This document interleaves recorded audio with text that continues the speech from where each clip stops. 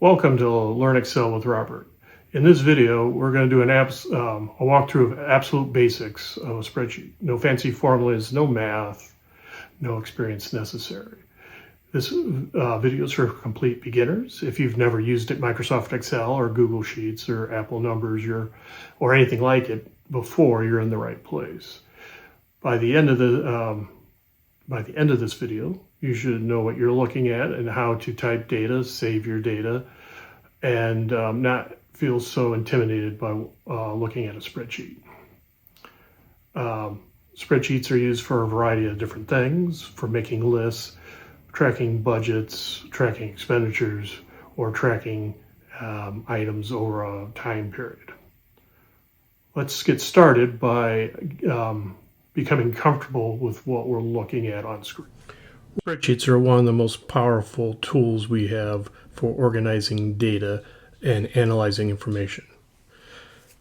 Spreadsheets look like a giant grid and are made up of three parts: the row, the column, and the cell. In this video, we'll be using Microsoft Office 365, but the basic concepts we'll be discussing are shared with Apple Numbers and Google Sheets. All three use the same three parts: the row, the column, and the cell. As a little quick example, on screen right now is Microsoft Excel, showing it has rows, columns, and cells. Apple Numbers has rows, columns, and cells. And Google Sheets has rows, columns, and cells. But for the rest of our examples, we will be using Microsoft Office 365 for the rest of this video. Rows go from left to right across the screen. If you look along the left side of the spreadsheet, you'll see numbers like 1, 2, 3, 4, and so on. Each number represents a row, so row 1, row 2, row 3. Rows organize information from top to bottom. Imagine creating a list. Each row represents an item in the list.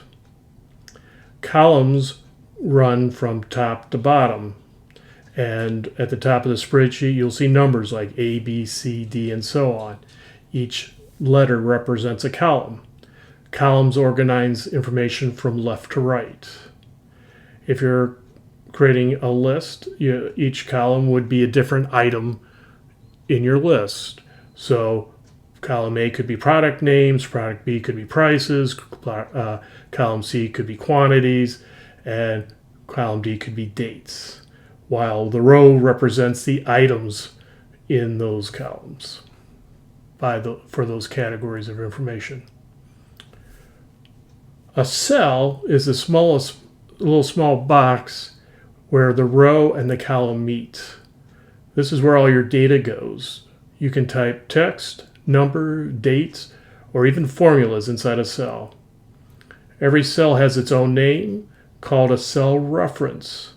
For example, in the cell we're in right now, the highlighted one is A1, which is the column and the row create the cell reference, and there's a little name box up here at the top that shows you the name of the cell we're in. As just a little tip, you can give unique names to cells, a range of cells, range of columns, and then that name can be used in the future when you're writing formulas, so you can reference the name instead of the cell reference itself. When you get a little more advanced in your travels through Excel and spreadsheets. But the thing to remember is every piece of information in a spreadsheet lives inside a cell. Rows organize items, columns organize categories, cell holds the actual data. Once you understand these three things, you've already learned the founding principles of a spreadsheet. Now we will look at entering data into our spreadsheet. Simply click into the cell and start typing. You can type words, numbers, dates, or a mixture of all three. For example, say we're wanting to track household expenditures, and I want to know the date of what I spent. And to move on to the next cell, we can click into the next cell, and I want to know a description of what I bought. Another way of moving across is hitting the tab key. The tab key will move us over one. I want to know the amount. And say, for now, I want to know what check number I did. And when I'm done and I've typed everything I wanted to type, I can hit enter. Enter will also save the value and move me down one row.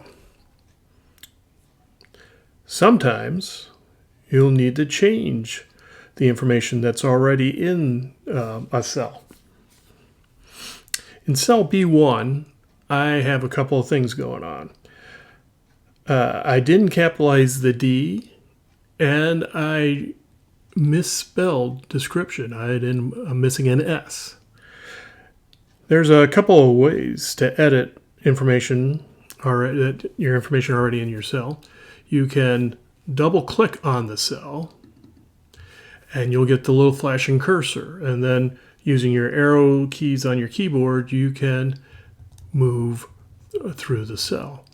And I can go all the way to the front, and then I'm in front of the D, or on the back side of the D. I can hit delete on the keyboard, and I can capitalize my D. I can arrow through, and I can put the S in description so that it is spelled correctly. Once I've made all my changes, I can hit enter, and it'll save my change.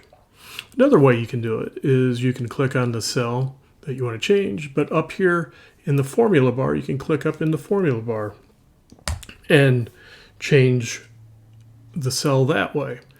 You can save your change by hitting that little green checkbox, which will save your information and leave you in the cell you're in, or you could hit enter or click on the cell, another cell with your mouse. Maybe you'll want to completely replace what's inside a cell. Cell B1, I don't want it to be description. I don't like that. I want it to be item. So you can click on the cell and you can type your replacement. So I can say items, and I can hit enter, and it will take the change. And then there are times where like you have information that, oh, hey, I don't want this anymore. I need to delete an item. I'm not going to write checks. I'm going to pay everything with online banking or with my debit card, and so I won't be writing checks anymore. I can click on that cell, hit the delete on the keyboard, and it will clear the contents of that cell. Spreadsheets are designed to be edited, so you're not going to break anything by making changes like this. Continuing on from our prior example, we'll be adding some information into our spreadsheet. So we made an expenditure on this day. We spent money at Texas Roadhouse, and how much we spent. Sometimes when you're working in a spreadsheet, your information doesn't fit inside the cell.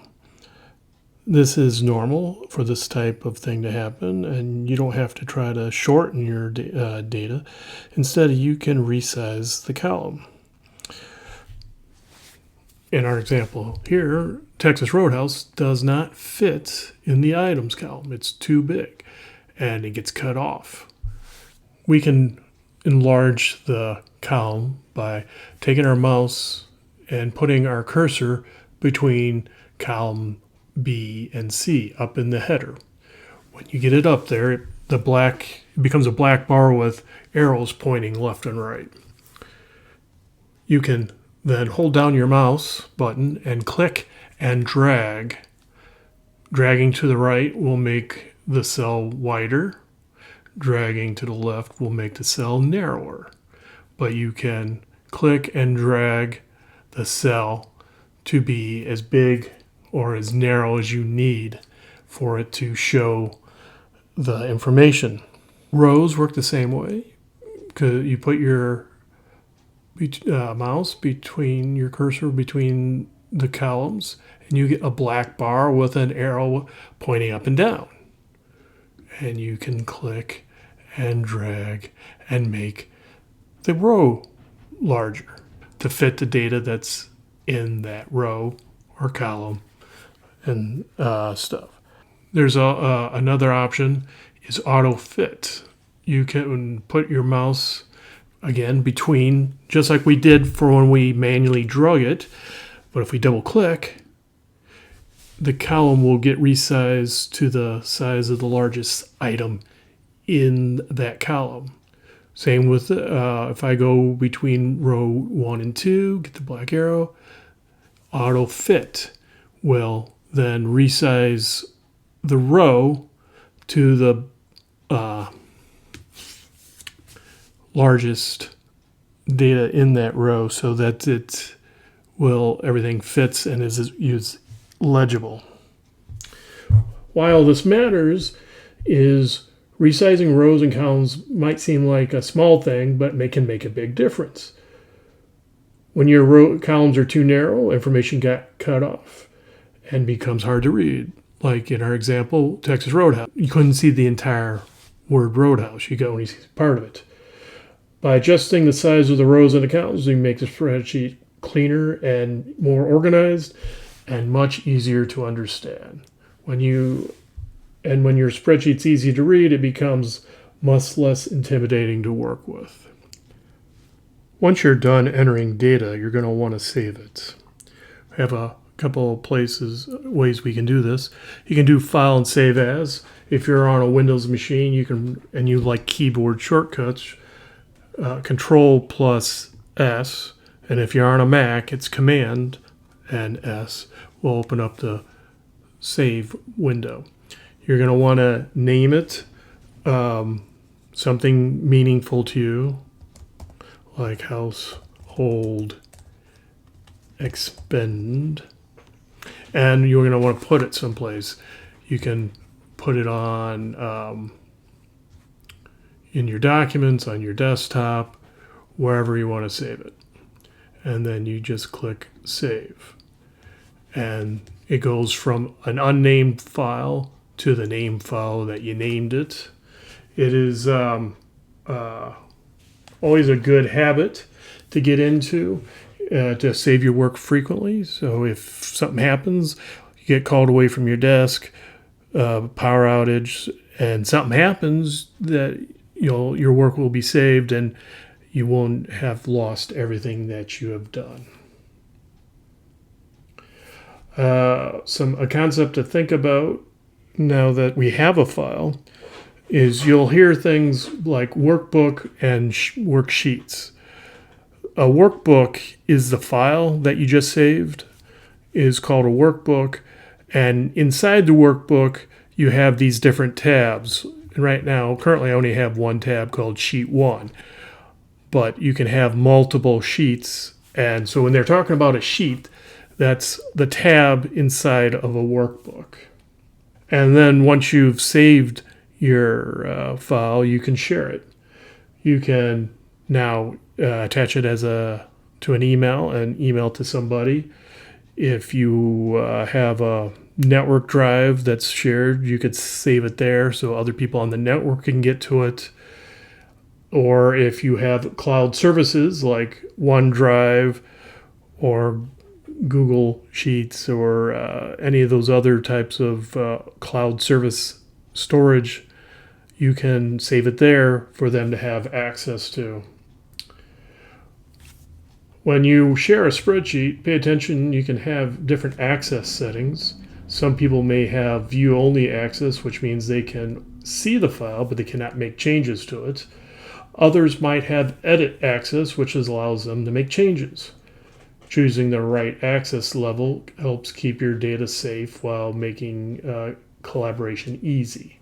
Let's recap what we learned today. We got to know what a row, a column, and a cell are, and how to do some data entry, edit, and replace some data. We learned how to resize columns and rows so it's more readable, and to save and share our work. The best way to learn is to practice. Open up a spreadsheet and start typing some stuff and start experimenting. In our next video, we will continue on with the basic data entry and formatting how our data looks. In future videos, we will move on to doing simple formulas. Thanks for watching, and I'll see you in the next one.